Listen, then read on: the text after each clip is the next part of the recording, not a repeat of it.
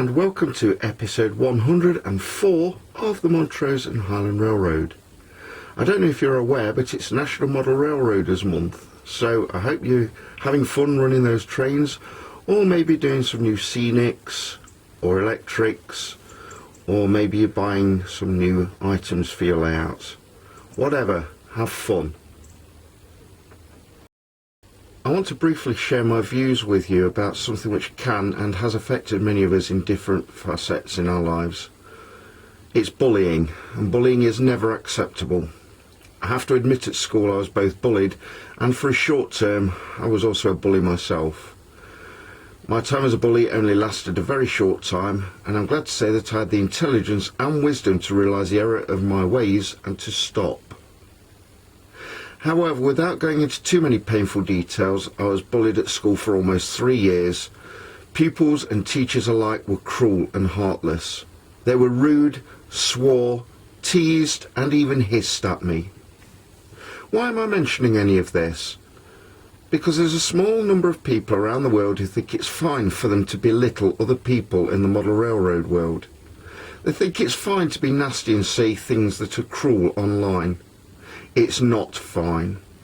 If you're watching this now and thinking, just grow up, it's life, then maybe I'm talking to you.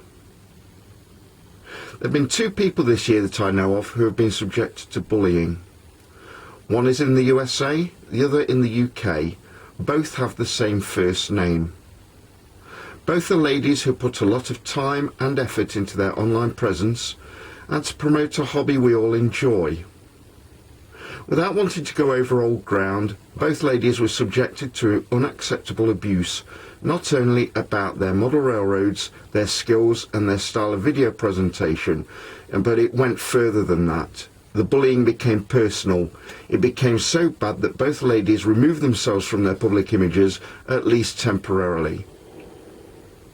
Many years ago, when I modelled British steam and diesels, I went to a model railway club in Nottinghamshire. I had no car and had to take 2 buses to get to the club, but I enjoyed going every week. I was able to help build scenery for the N-gauge layout, something which I think I've always been good at. It's probably my biggest skill in the hobby. At the end of the night, we'd set aside half an hour just running trains. One evening we had a new member who we'll call Clive. Clive came over to our model railway layout and his first comment was, "Is this what you call an N-gauge layout?" We didn't really know what to say back to him. His rudeness was there from the outset, and we should have nipped that in the bud. Over the course of the next couple of months, Clive came to the club almost every week. He hated diesels and insisted we only ever ran steam locos on the layout in the last half an hour. He judged a stone wall which I had modelled a load of crap, and one night he proceeded to pull all the wall off the layout and began building a new one in its place. Clive's wall looked fine, but it was no better than mine had been. He also decided to look at the wiring underneath the board and proceeded to rip large sections of it off the layout before starting to rewire it himself. I have to say his soldering skills were first rate, and he wasted no time in showing us how soldering should be done, at least in his eyes. Clive was intimidating. At more than 6 feet tall, he took full advantage of the way he looked to make sure people did what he said. On one occasion he arrived to find we were testing some track with a diesel. Clive took his turn with the controller, which was fine, but then proceeded to drive the diesel full tilt into the buffer stops, showing complete disregard towards the owner of the loco. The owner got into a heated discussion with Clive, and while it ended peacefully, the whole evening took on an air over everyone, which spoiled the occasion. Eventually we started to drift away, not only from the layout, but from the club as well.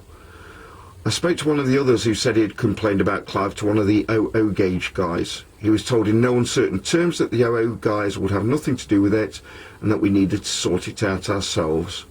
This was the final straw, and I never returned to that club. Everyone has their own thoughts on building a layout. Some people get it right first time, while the rest of us learn from our mistakes and from kind advice given to us by others in the hobby. The bullies look at a layout either in person or online and proceed to tell the owner or operator about everything that's wrong with the layout, its locos, scenery and even the attitude of the person running the layout. What right does the bully have to tell someone that they are wrong? In the case of the two ladies I mentioned earlier, they both have their own distinctive styles of presenting their videos, and so do I.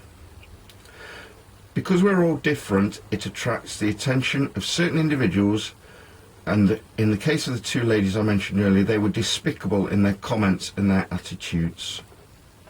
If you are one of those bullies and don't like what someone is doing, move on. You don't have to stop here. Offer your advice only if it's constructive. If not, don't bother watching. Certainly don't set out to destroy somebody or their hobby. And that's all I want to say on the matter. Thank you for listening. Now let's move on to something far more interesting. My layout. Warts and all. You might have noticed today that the camera work in my videos is a lot less shaky than usual. That's because I'm using a tripod, a very small tripod, which my good friend Lackey Todd has sent to me. I'm just trying it out really, but it seems to be doing the job. Thank you very much, Lackey. I hope you appreciate the new camera work now. As I'm filming this, I'm probably just getting the top of my forehead in or something similar to that, but hopefully you like the still camera shots now that I'm putting into my videos.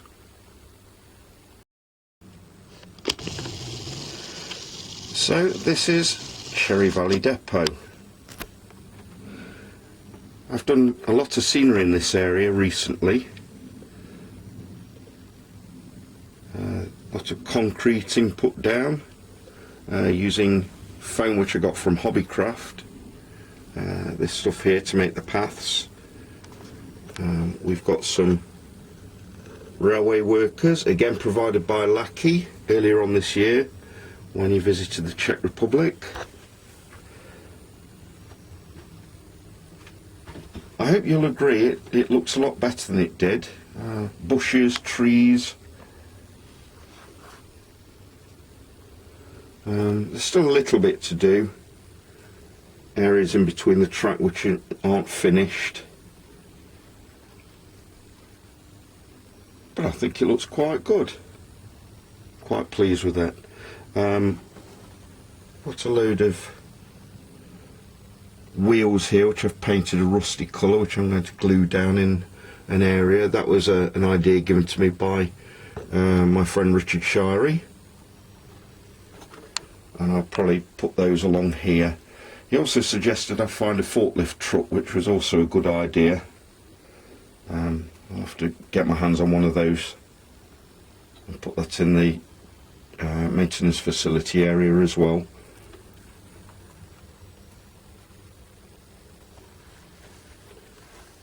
These weren't as difficult as I expected. Cutting the foam was very nice to do, and it's easy to work with, and of course easy to paint.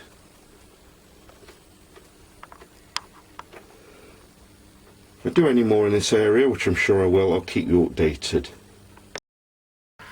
This video is a bittersweet one for me. It's episode number 104.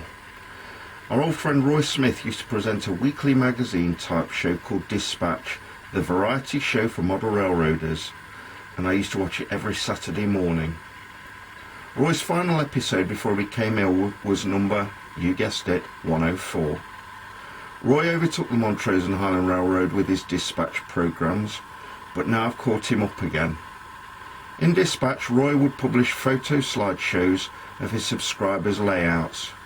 This is a topic that I've copied in the past, and it's something that my friend John Tyson in Portland has continued on his own channel called Great Northern PDX.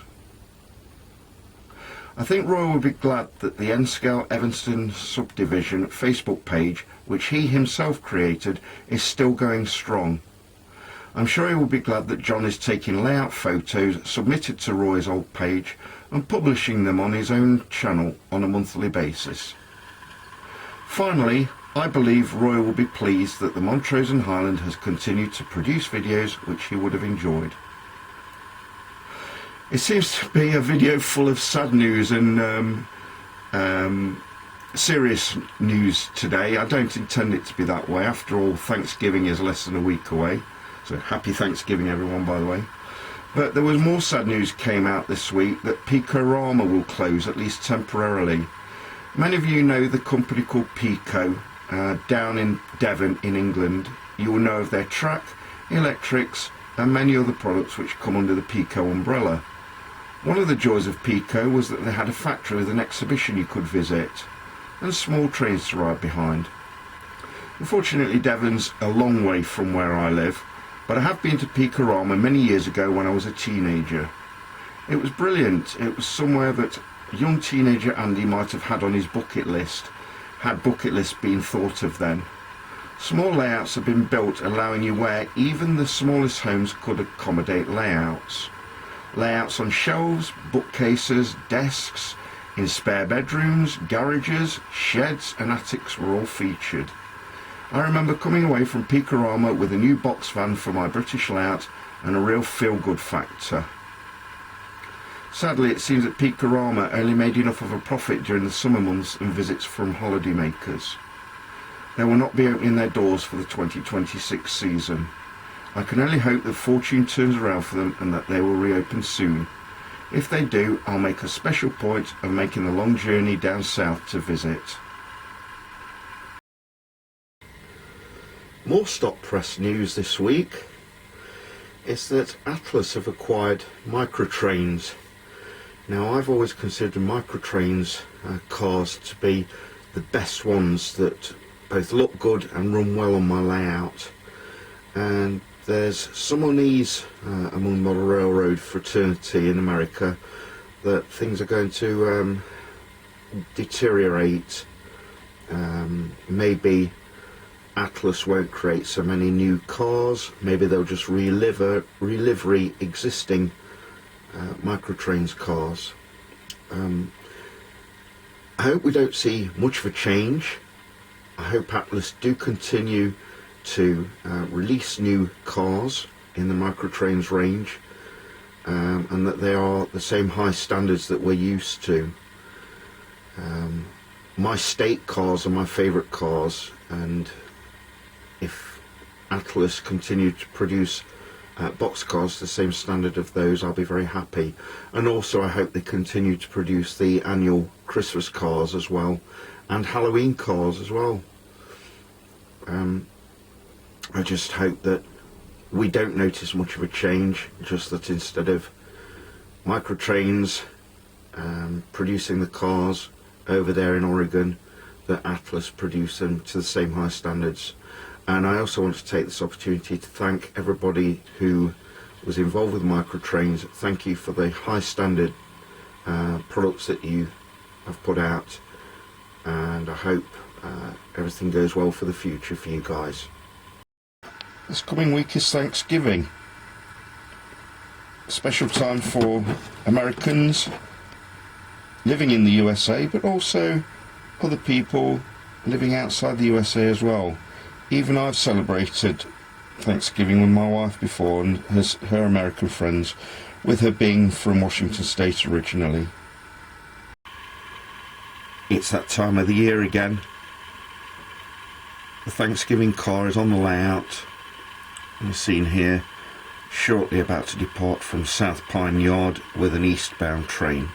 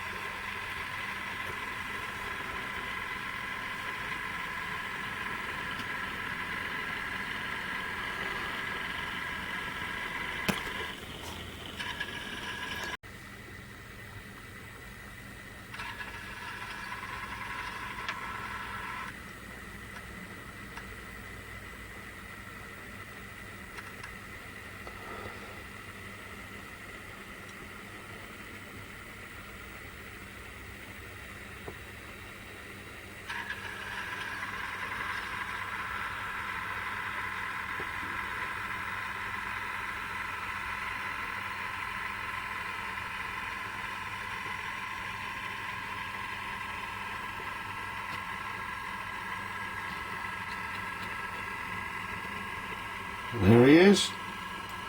the Thanksgiving car.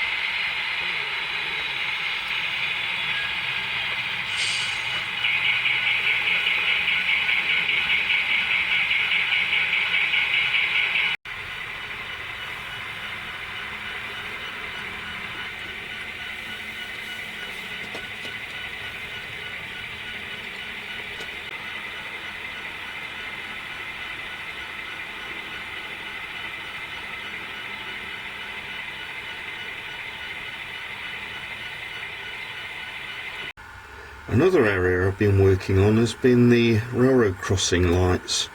The one on the right in particular was not working correctly. These guys here were working on it. It looks like they've managed to successfully repair it. And the left hand one of the lights wasn't working as well. Hopefully I've cured the problem now. Regular viewers of my channel will know how much trouble I've had with these signs.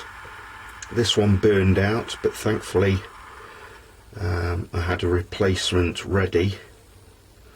I think it's more my wiring that's at fault rather than the product itself. They really do look good when they're working correctly.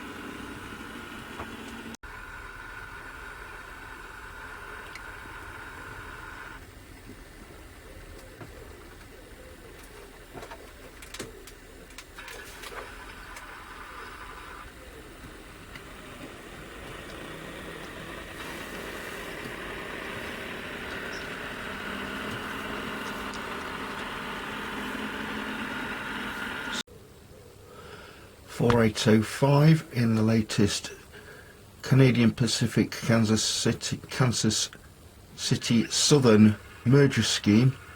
Here on the layout is another new loco, and it looks very nice next to the Norfolk Southern Erie Heritage loco, which isn't a new loco. That's it for today. Thank you very much for watching. Please like or dislike my video down below and subscribe to my channel and tell your friends.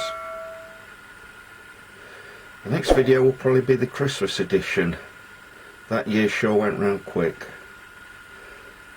Remember, it's National Model Railwaying Month, National Model Railroaders Month, so carry on playing trains and have some fun.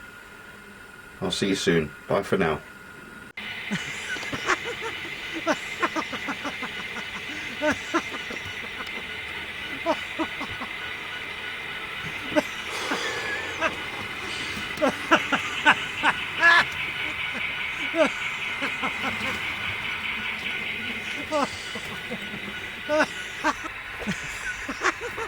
Why is it tipping forward? It's supposed to be a tripod, for crying out loud.